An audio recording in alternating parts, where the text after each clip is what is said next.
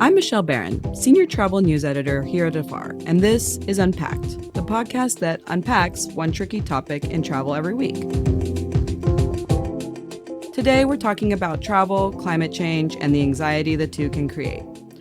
I've always been a big worrier. It's a blessing and a curse. On the one hand, it means that I'm always looking out for others because I'm, worried about them. On the other hand, it can be a burden when thinking and writing about an issue such as climate change, which is so massive, so challenging, and often so overwhelming. I figured if I'm feeling extremely anxious and worried about climate change and the growing severity of the climate disasters we face each year, I bet other travelers are too. Today, we're going to be talking with two experts who can help us worriers cope with and manage the new normal of navigating travel in a climate-changing world. First, we'll hear from my wise and hilarious psychologist friend, Sanam Hafiz. Sanam offers some great advice on how to manage our climate anxiety. Then we'll hear from Paul Doucette, Regional Director of Security Intelligence and Assistance for International SOS, a global health and security risk management firm. That's a lot of words, but basically he helps people assess risk before traveling and get the help they need if they run into trouble on the road. He shares some super practical tips for how to translate our climate concerns into proactive preparation and planning. Knowledge is power, and by the end of both of these conversations, I felt I had been given some amazing new tools to add to my climate change coping toolbox. I hope they bring you some solace as well. Let's get going.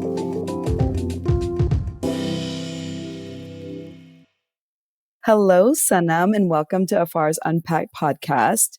So before we get into what I'm sure is going to be a really insightful conversation about climate change, travel, and how to cope with something I'm sure a lot of travelers grapple with, which is climate anxiety, I thought it'd be fun to start by letting listeners know about how you and I know each other and actually became lifelong friends.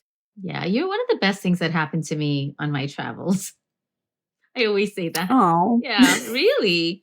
Absolutely. And what I love is that we're actually these two professional women. I'm a journalist, a Polish Romanian journalist, you're Pakistani American neuropsychologist, but we met on this kind of crazy cruise in the Mediterranean.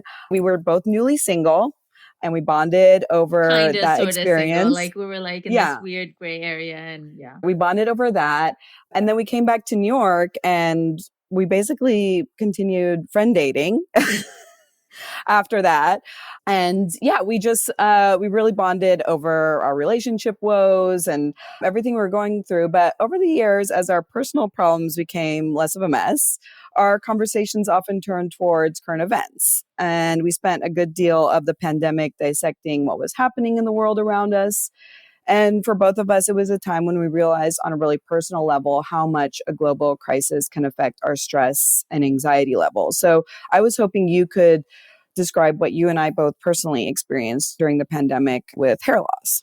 I think overall, you and I were one of those people who took the pandemic seriously before anyone else was really taking it seriously. I think we talked about that. You know, I was very fortunate that I was able to shift my work. I mean, I had no idea how to go remote. And so when we shut down, it was like building an airplane in the air, you know, trying to figure things out. But overall, I kind of felt that this is a much needed break. I'm a neuropsychologist. I was trying to put a positive spin on things. And I was like, well, I'm fortunate that we have enough room where we can be at home and be comfortable. The kids were on Zoom for kindergarten. So having two kindergartnens, a pre-K at the time, actually, not even kindergartners, on Zoom was just such a weird thing. And then patients were calling and leaving messages with the answering service. I mean, no one knew what was happening. But I was kind of like, all right, this is kind of cool. This is like a new way of doing things. And, you know, I'm being super mom and super psychologist and doing interviews. And I just met my boyfriend, now husband at the time. And so I also was fortunate enough to be quarantined with a partner, which was amazing. And then as I was sort of congratulating myself, I found round patches of bald spots in my head. And I guess it shows how fortunate I am that that's how the pandemic hit me the hardest, that I lost hair. And it was so devastating.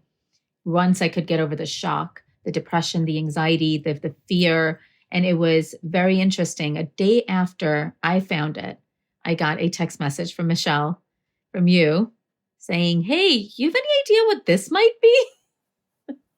Right. And I think, what's so interesting is that we're both really similar in the sense that it's always like, okay, there's this situation going on and we're going to go to battle. I think we're both generally pretty positive people, and in the sense like there's all these challenges, but okay, we're going to pivot. The kids are home, but we're going to make the best of the situation.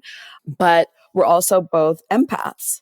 And I think that no matter how quote unquote under control we had the situation maybe within our own households, the situation in the world was out of control. And it was absolutely impossible for us to detach ourselves from the heartbreak of that because we were so tuned in with everything going on, even though maybe personally we didn't feel like we were crying and breaking down. Our bodies basically told us how much we were hurting and how concerned we were and how stressful a situation that you have no control over can be. And I bring this up because we're about to talk a little bit more about stress and anxiety. And I think it's just so important to understand how we do internalize these things sometimes and maybe don't even realize how much we're internalizing them until something like this happens. And for me, it was like there was a hole on the top of my head where I used to have hair. So it was just a really striking thing that happened. So what did you learn through that experience about the ways in which stress and anxiety manifest themselves? It was really an eye opener for me because, like I said, I kind of like go through life congratulating myself on how well I handle things and how nothing really gets me down for too long. And it's sort of become not just my armor, but sort of like this accolade of bravery, of, what doesn't kill me makes me stronger. And I have all these tools. And it's funny, when I went to see my dermatologist who ended up giving me these steroid shots, and I said, Dr. Day, how did this happen to me? Like, I wasn't that stressed. And she said, Sonam, you know this better than I do. The way your body perceives stress is not the way you think you're perceiving stress. Your body has its own way of recognizing whether it's you not getting enough sleep, you're not getting enough exercise, you're not getting enough sun, you're not getting enough downtime. I realized I was just going all the time. It was anywhere between doing interviews with public outlets, magazines, TV interviews, but also making sure that my mom, my sons, myself, and my boyfriend, who was often there, that the five of us had something to eat. And grocery shopping was like going to war. I mean, how is that normal? How is your body supposed to perceive any of that as Right. anything close to normal? Yeah. So as the pandemic became less all consuming over the course of the past year and travelers started to head back into the world, a lot of us began to refocus on another, in some ways, arguably much larger challenge, which is climate change. And this year we had ample reminders of how bad global warming is and will continue to be, ranging from devastating hurricanes in Florida and the Caribbean to one natural disaster that hit particularly close to home for you this year. And that was the heartbreaking flooding in Pakistan, where you and your family are from. So, what happened in Pakistan? This level of flooding was really unheard of, unseen, and it devastated Pakistan. Like close to 1,800 people, and I'm pretty sure this is a conservative estimate, died in those floods. 33 million people are displaced. The damage is like $15 billion. And I think what a lot of people don't know is when you think of Pakistan, you don't think of glaciers, but outside of the polar regions, Pakistan has the greatest number of glaciers of any other place on Earth. So all those glaciers are melting at an alarming rate and they're causing this flooding.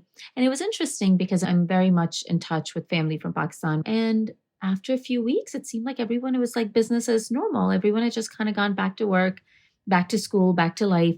And I thought, so who are these people who are hurting? And it was obviously, as anywhere in the world, it was the poor people and the people who lived in areas that were untouched, out of harm's way, who had the money to sort of just shelter till the storm passed, kind of went back to work. And what's scary about this is just like with the COVID pandemic, the way I saw that coming. Again, there are people who would call this catastrophizing, but that's what they call any scientist or anyone who predicts, yes, there are things that are going to happen. Will they necessarily happen in our lifetime? Maybe not. but there's still this weight of this is what we're leaving behind for our children for the next. I mean, how is this going to work? Your car breaks down, you can go get another car, but when the earth breaks down, there's nothing else. This is it. Absolutely. And, much like with the pandemic, as you mentioned, I think that climate change can be this very daunting and overwhelming issue for a lot of people. And our responses to it vary from shutting down and not wanting to deal to being hyper focused on it and wanting to do as much as we can. I've also heard a lot of people describe a sense of hopelessness and helplessness around the issue because they honestly just don't know how to make an impact or what to do to help drive change. And if I'm being honest, I feel this too. As a mother, I have this deep guilt and concern about the world that we're leaving behind for the next generation. So I'm hoping we can unpack these feelings a little and maybe better understand the coping mechanisms available to us as we move about the world. So first of all, is it normal to feel completely overwhelmed by an issue like climate change? Yeah, very much because it's such an intangible issue. Why is it that after all this time on earth, why has it sped up in the last 30, 40 years? What can we do? Is this even reversible? At least when, let's say, there's a crisis like an earthquake or floods, and you donate money and you say, okay, even if this feeds, one person, I'll feel good about that. But with climate change, how do you contribute? What do you do? Right. I think the other thing is just getting bogged down and thinking that you have to be this environmental saint, which is impossible. I used to have bottled water around and sparkling water. And I bought one of those, not Soda Stream. I bought a different brand called Drinkmate, and I make my own water. And so I feel like, okay, you know what? I'm no longer buying all these bottles. But up until a couple of years ago, I was. You can only make small changes that are pertinent to you, things that you contribute. My husband and he installed one of those compostable bins. And so all the food waste now goes in there. And now I don't feel bad about throwing out, peels or food that otherwise would just become part of garbage. I feel like it's going back into the earth. So I think little changes, even though in the big picture, they're not even a drop in the ocean, I feel like they make me feel, okay, I'm doing what I can. Right. Like less out of control. You obviously control your own decisions. So if you can make decisions that you feel better about so that you at least feel like you're not a huge part of the problem, then maybe that is a way to start to move forward past some of those sort of overwhelming feelings that a lot of people can have. One thing that I've heard climate anxiety compared to is a form of grief. And people feel this sort of extreme sense of grief for the planet. It seems to me like one of the first and best ways to address grief is to kind of identify that those are the emotions that you are feeling and that it's kind of normal for processing something of this magnitude. Yeah, I think there are a lot of people who would be like, "Wait, you actually think about this so much?"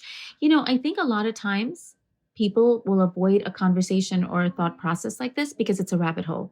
Because once you start with something this big, before you know it, you're envisioning one of those scenes from those movies, like, where the world has ended and nothing looks the same anymore. And it's terrifying. So I think people don't let themselves sit with those feelings for very long because they're so uncomfortable.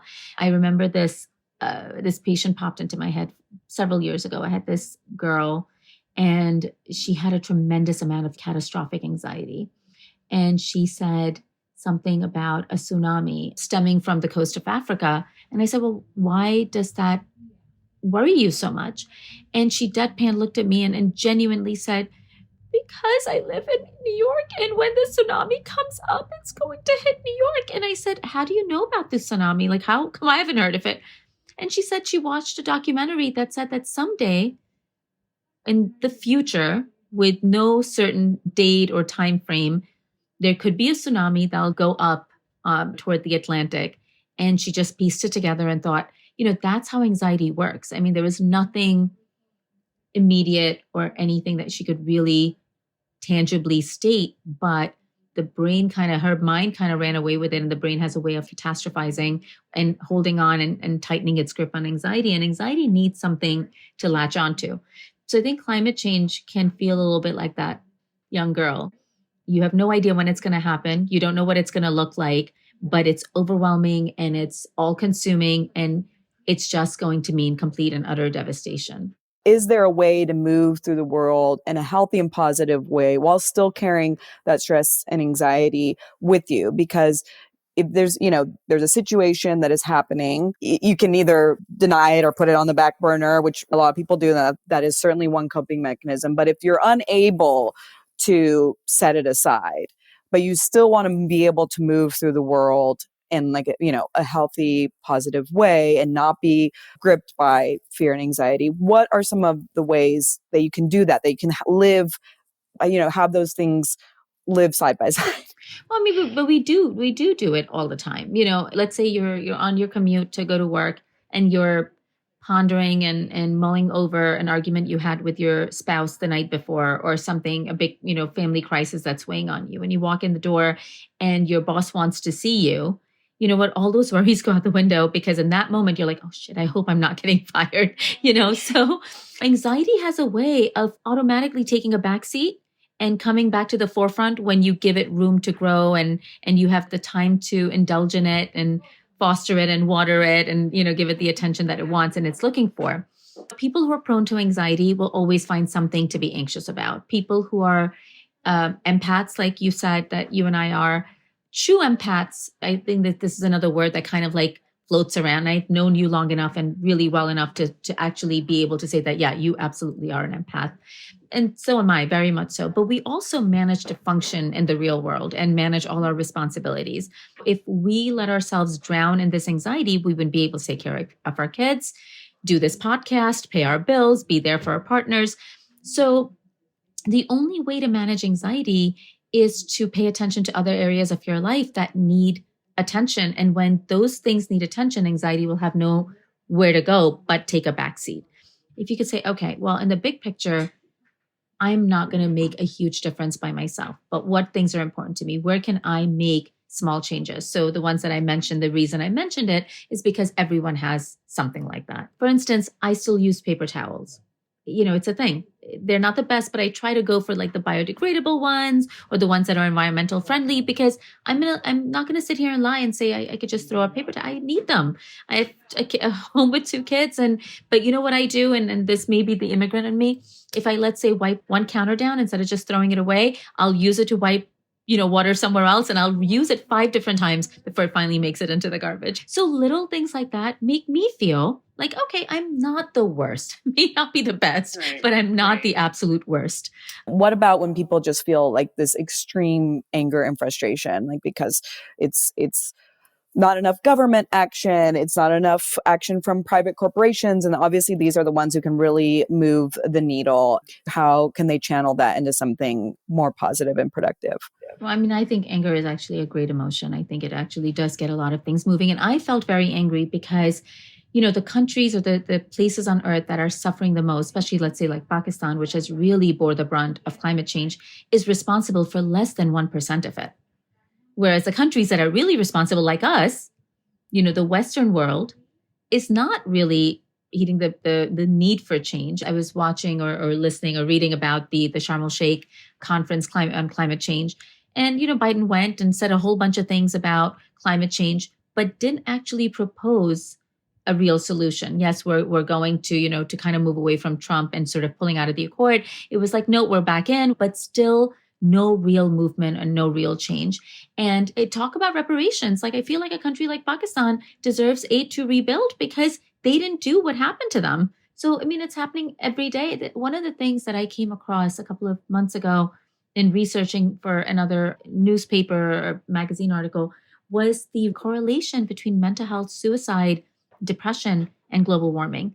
The areas where the temperatures are going up more rapidly every year are also reporting higher suicide rates, higher depression, higher mental health problems. Oh, wow. There is a direct correlation that they've been able to make with climate change. So this isn't a unifaceted kind of an issue. This is really impacting us on multiple levels.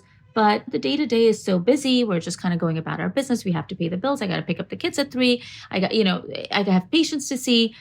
I got to cook a meal. Like, who has time to invest every single day into a cause unless that is what you do for a living? And so I think the way to move through this with your anger and frustration is to commit to small changes.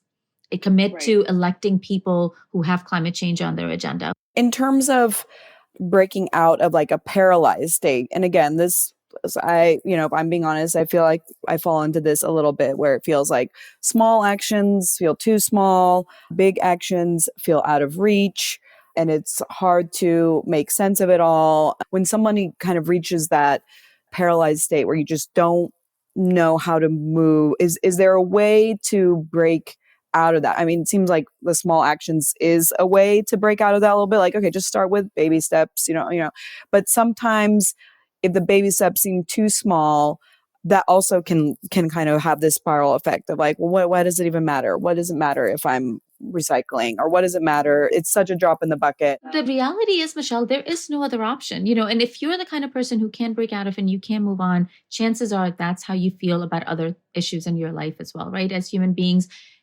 resilience is natural to us. Being able to move, pick up and move on is natural to us. But of course, there are those of us who really struggle with doing it. It's just the way we're wired. We're wired differently. And if you are the kind of person who feels that stuck, chances are you're probably also that stuck in other areas of your life. And this is where a therapist comes into play.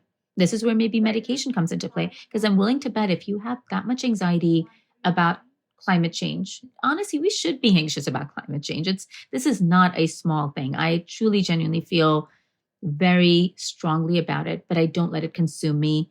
When I do make decisions that are maybe, and sometimes I don't even think about them, they may be bad for climate, I don't beat myself up. I say, I'm going to do what I can. I don't have a lot of conflicts or deep inner demons to battle with. I just say, okay, I still have to put food on the table. I still have to pay people. I have to keep the lights on.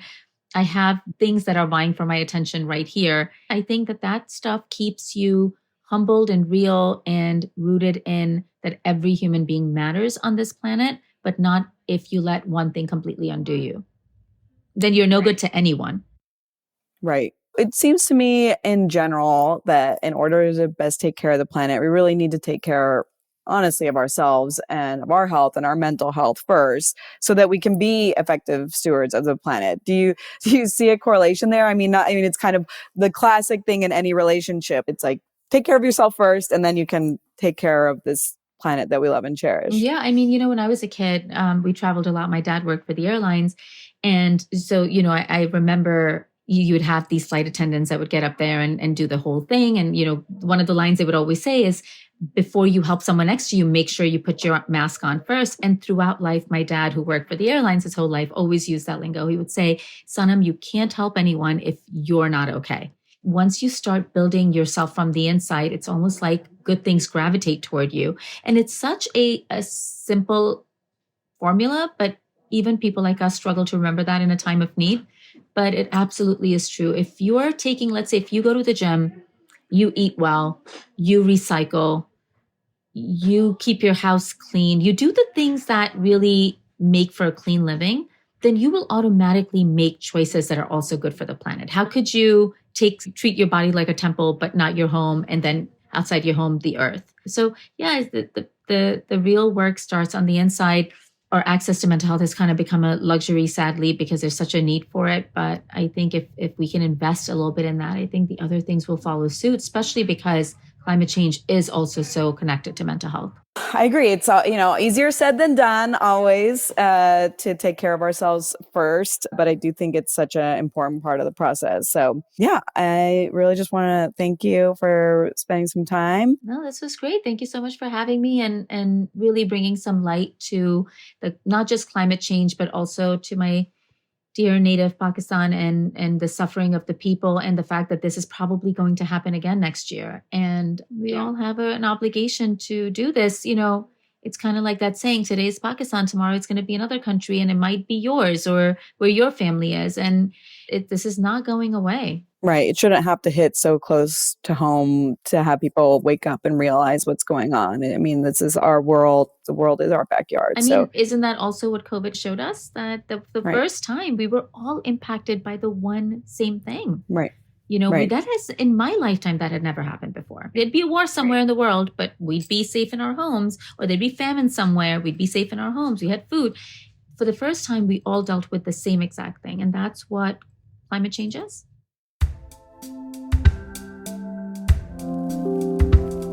So that's the big stuff, the ways our minds can torture us or protect us. And then there are the nuts and bolts of how to plan travel in an increasingly unpredictable world. That's where Paul Doucette comes in. He's the one with the long title we mentioned at the top of the episode. Basically, Paul specializes in assessing risk around the world. The company he works for, International SOS, helps advise people on risk before they travel. And it helps them deal with trouble on the ground, from medical evaluations and air ambulances to security evacuations for outbreaks of conflict. Given all that, it takes a lot to rattle him, and I knew he'd have some great advice. Now, if only I could channel his calm, cool, and collected approach to travel and risk.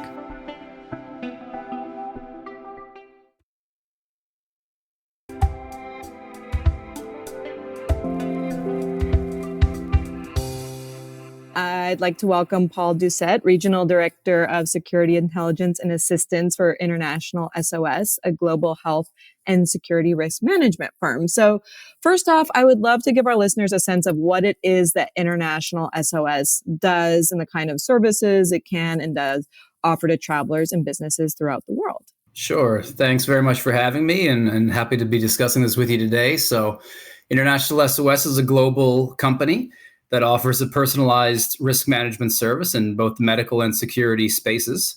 We offer security and medical intelligence, analysis, advice, and assistance to clients around the whole world. What that really means is that people use us for information and advice before they go traveling somewhere as part of their risk management programs, as part of their prevention programs, to make sure that they have the right security and medical information and advice about how to manage risks in different parts of the world where they operate and travel to. So they use us for that. And then if they do get into trouble, despite the preventative measures and information and advice that we provided, then we also provide assistance services. And that includes everything from medical evacuations and air ambulances through to security evacuations for outbreaks of conflict and the like. And relevant to this topic today, we do an awful lot in the Americas region in particular, in terms of natural disaster response and making sure that people who are affected by natural disasters have a means to get out of locations that are affected either before, say, a storm hits their location or in the aftermath of that, if they need support in terms of life support where they're standing fast, or to be able to leave an area where the infrastructure has been damaged and it's no longer sustainable to stay where they are. Right. And so it's interesting because during the pandemic, of course, we reached out a lot to organizations like yours to discuss medical and healthcare services.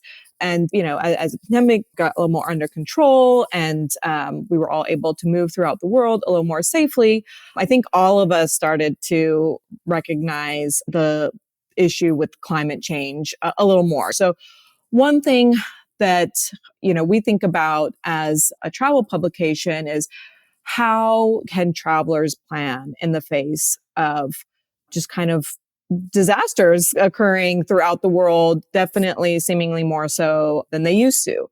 And so, you know, I just kind of want to get a sense from you about how do we plan in the face of uncertainty without it, you know, without it feeling like, okay, now I'm getting stressed out.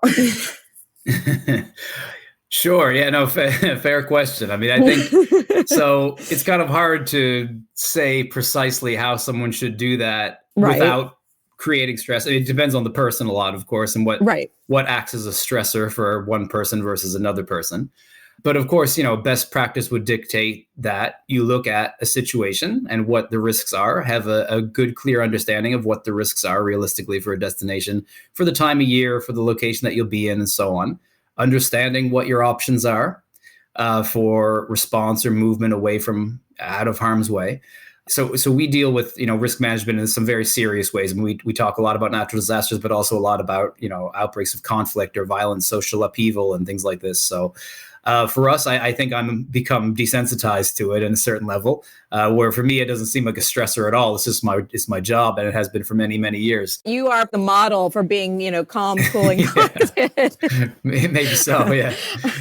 But as a structure, right? So just to provide a little bit of maybe some way to think about it, like a structure of how to think about it. Mm-hmm. What we usually encourage is to look at two main factors. What's the most likely scenario, and what is a realistic worst case scenario?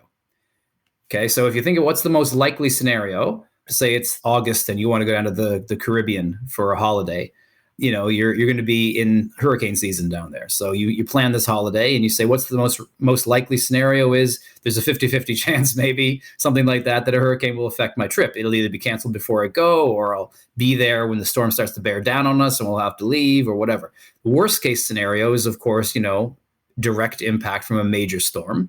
And that could happen. And so if you prepare for how you would respond in a worst case scenario, and you think about that and put in measures in place that would allow you to address your actions and behaviors that will help you in advance, be ready for that kind of worst case, then anything else that might happen short of that becomes a lot easier to manage and becomes less anxiety inducing, because the most likely scenario is not the worst case.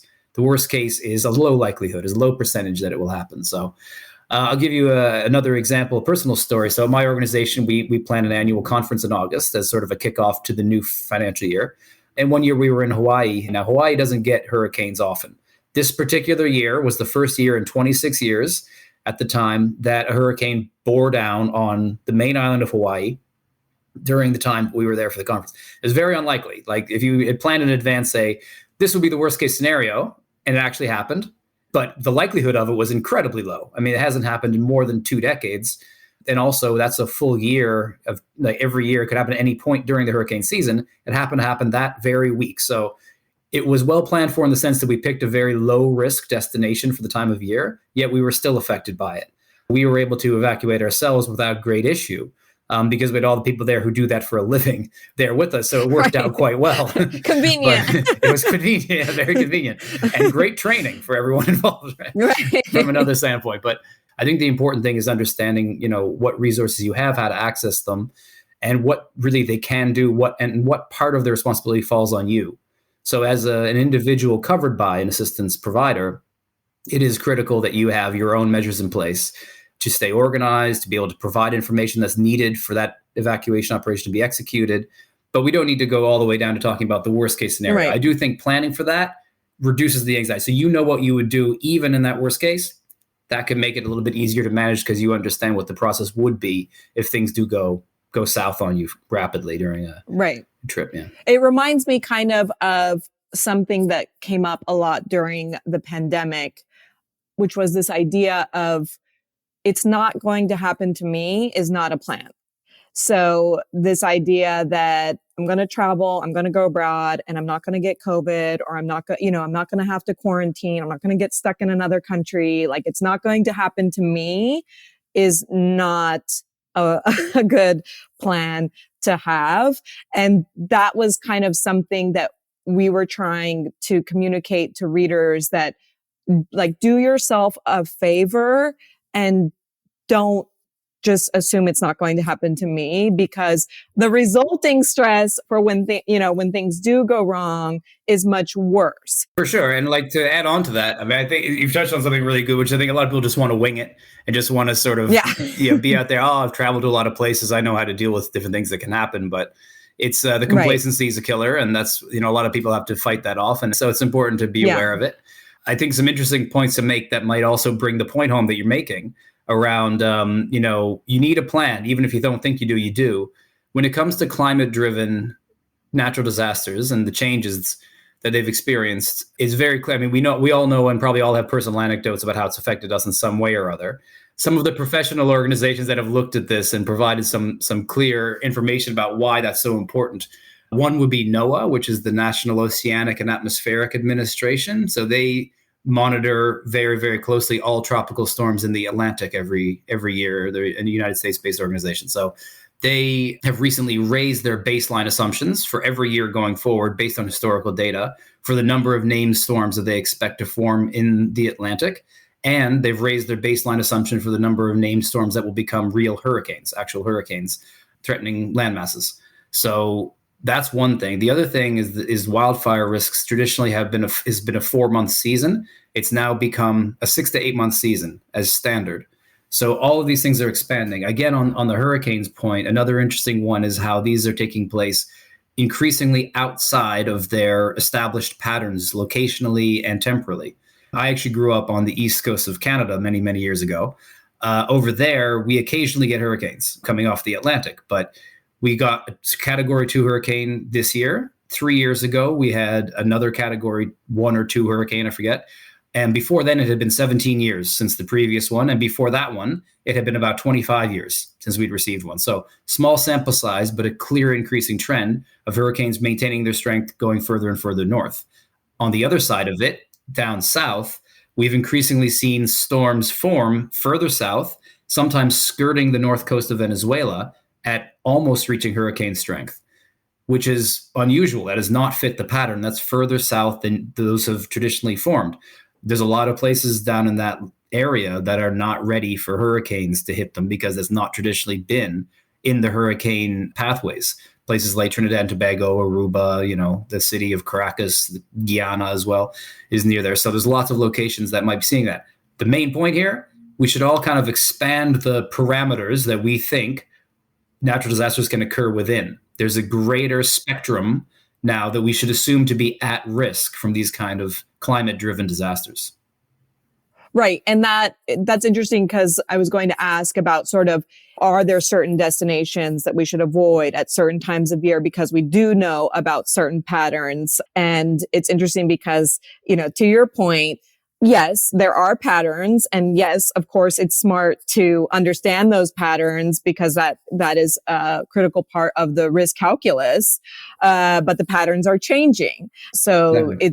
it's interesting to think about that. Like if you think you're going to a safe zone in this changing world, maybe that, you also should be thinking about just having some safeguards in place just in case, because weather patterns are changing so drastically. Yeah, I think you're absolutely right. It is a two-pronged thing, right? It's your own personal planning and your own personal sort of state of mind about the risk. But then, what is available resource-wise locally? So the Caribbean is an easy example, right? It's a lot of countries, a lot of different governments, different environments. So Dominican Republic is one that's relatively big, relatively well-resourced, and gets hit by hurricanes every single year. So every hotel knows exactly what to do. Every hotel has backup generators. Every hotel has, double glazed windows that can withstand hurricane winds. They're built for that. They're ready for that. They stockpile supplies because they have to, because they're very, very accustomed to it. If you go to another location where that's not the case at all, further south in the Caribbean that gets very few hurricanes and you get unlucky and receive one. Go back to my example of Hawaii. We remember walking around seeing in Honolulu these glass front storefronts and hotels where the glass is right down to the ground. They had one line of sandbags about 2 inches high, as all they had is flood prevention measures, because they never get this kind of activity. Who's going to invest in having those things on hand when this just never happens to them? So they're just not ready. And so their ability to support you, the inherent local capability to support you in those events is far, far lower than it would be in a place that gets them more regularly. So you're a little bit more at risk in those places that are a little bit outside or adjacent to the established patterns. So when these climate-related disasters affect our trips, I think one thing that has always been confusing to me, and I've been covering travel for 15 years, so I'm sure it's confusing for the average traveler, is what are the different levels of coverage and where does travel insurance fit in versus a company like International SOS? What degree of help and assistance and coverage should you be, how should you think about it? Sure. So think of it as a triangle. At one point of the triangle is you. At one point of the triangle is your insurer, and at one point of the triangle is an assistance company like International SOS. So what we do is ensure that you get the best service for the situation that you're in. So if you're a patient, let's say you're traveling somewhere and you have a health condition, absent any financial considerations, we will make a recommendation that is what is just purely what is best for the client in a completely agnostic, apolitical, neutral way without any other consideration. Here's what is best for the patient, given the situation, given where they are, capability of the medical infrastructure where they are, and so on. So with all that in mind, we then provide the service that is required to you, often embedded with your insurance, so that we ensure the coverage for what we're doing is also provided. And that relationship is often held between us and the insurer. So certainly having financial coverage is critical. And I think that's very standard globally, that everyone will have financial coverage for disasters. But of course, if you're going to certain places like we're talking about that are a little bit outside established patterns, you might want to make sure that insurance does apply to disasters in a given location that you may be traveling to. Where we come in is as the agnostic provider of assistance purely based on needs and requirements to make sure that we get people the best results that we can for their health and for their safety.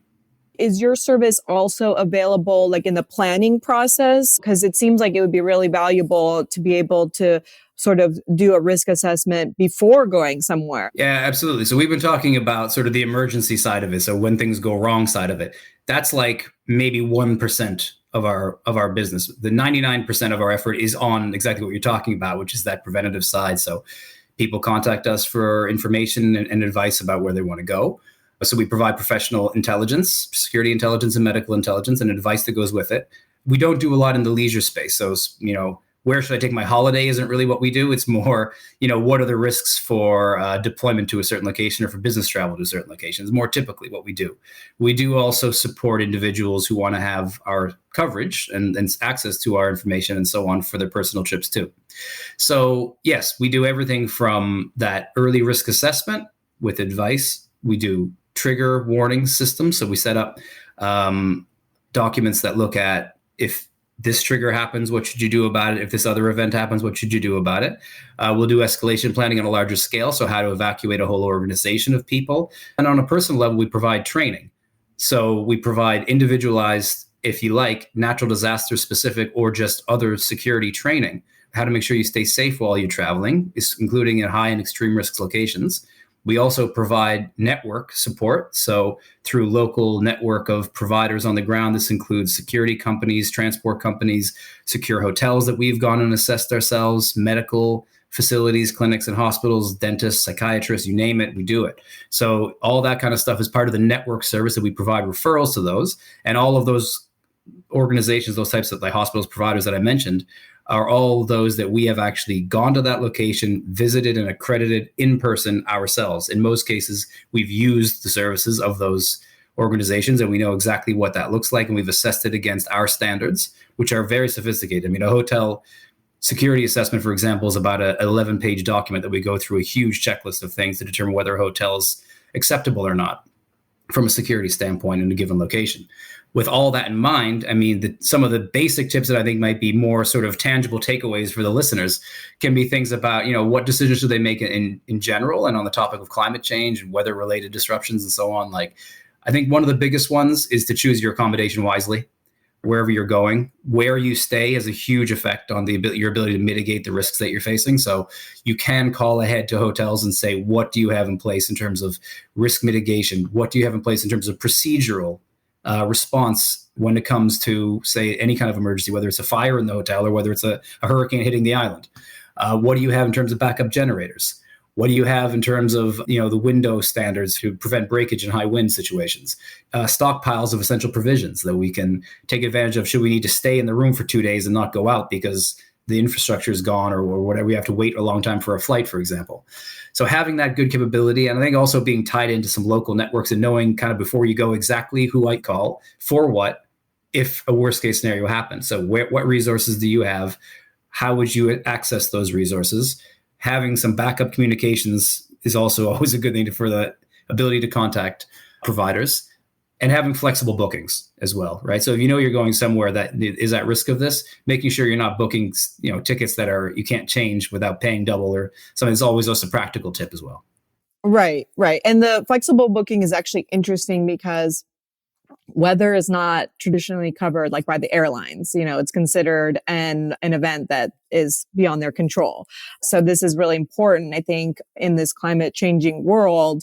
There's so many, travel disruptions that can be attributed to weather. And at that point, the airlines, they're out. Weather is not something that they cover. So that I think is just really important for travelers to keep in mind. And I'm just curious, since in dealing with, the planning phase and people looking at, and especially now with like business travel coming back and in-person meetings, do you find, climate events being a larger part of those conversations than they were in the past? Yes. in a word, short. In short, yes. It absolutely is. Yeah. I mean, yeah, we see it all the time. We see it all the time that people are worried about natural disasters first and foremost, especially like say within the United States, which is, if you think about it in a global picture, the United States is actually interestingly one of the countries most impacted by natural disasters of almost any location in the world. I'm quite a global citizen. I've lived in about 7 different countries and traveled to more than 80. I think of the Philippines and the United States as the 2 countries that are most affected by almost every different type of natural disaster.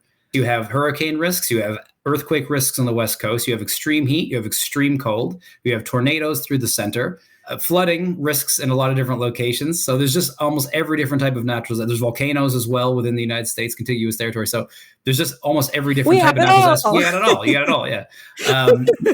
So the Philippines as well is just right in the crosshairs every year of typhoon season in the Pacific. They also have flooding problems often. They have volcanoes that are very active. They have earthquakes on a very regular basis. They just also have it all. It's a little bit different, but partly because the U.S. just covers such a large amount of territory that it has this incredible diversity, right, within its very large borders. Yeah. Yeah. So anyway, back to the question, though, is about how it factors into planning for large events. I mean, we see it in our own planning, and our clients talk to us about it all the time, is that it rises to prominence as probably the number one thing. You can't do anything if a storm's going to engulf an entire city and the hotel that you're in is in that city. It's just going to happen. So having good response and planning around what to do in that scenario is primary.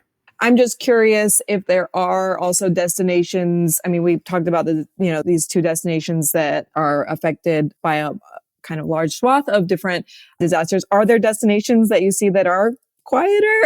Absolutely, yeah. So there's lots of parts of the world that are say outside of any major storm pathways, and that's very well mapped. I mean, you can in 2 seconds on Google find a map of exactly what locations are in typical tropical storm paths, and that may also be not in an earthquake zone, and that may not also have necessarily extremes of either side of the climate spectrum. So no extreme heat, no extreme cold.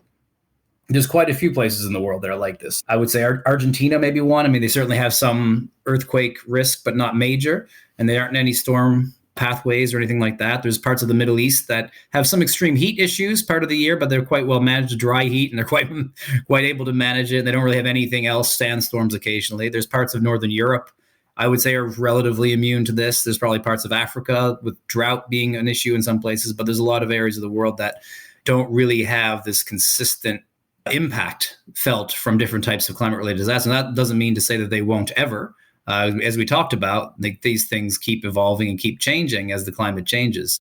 I feel like that is one way that travelers for whom this does feel overwhelming, they could speak with like an organization like yours or do their research to find places where the likelihood isn't as high. Trying to approach things maybe from a practical point of view to help ease maybe some of the anxiety of, okay, it's not everywhere in the whole world all the time. So it sounds like there are certain regions where the impact, at least thus far, is not as severe as other places just due to these certain storm patterns and, again, geography. And so that's hopeful, at least. Yeah, and especially if we include seasonality into that. So there's certain parts of the world that are also far, far safer in different seasons. I mean, Florida, for example, is one of the most consistently impacted locations in the world by hurricanes. But in this time of year in January, there's almost zero risk of that happening. And in fact, it's a lovely time to visit. And it's mostly like, even though there's established patterns, and then what we're talking about in terms of the evolution, changing patterns, is really the immediate adjacencies to the established pathways. It's not changing so dramatically that places, totally have never experienced a hurricane in 1,000 years are suddenly going to have one. Right. And one thing, that I also think about, I live in California, so obviously I think a lot about wildfires. I live in Northern California, and it's been a challenging past decade. But I also, what gives me some sense of hope is learnings. You do see some efforts that are made to say, okay, we can't have another year like this. Without a doubt, yeah. Without a doubt, people are looking for ways always to respond better to these things. all different manner of natural disaster risks. Yeah. Well, thank you so much for carving out some time to speak with us. And I think it's some really helpful advice and information. I always say knowledge is power. So I really appreciate you helping to kind of weigh in and shed some light on this very complicated topic of climate change and how it relates to travel. So thanks again for joining us, Paul. And I think that's it. Thanks so much for having me. Appreciate the conversation.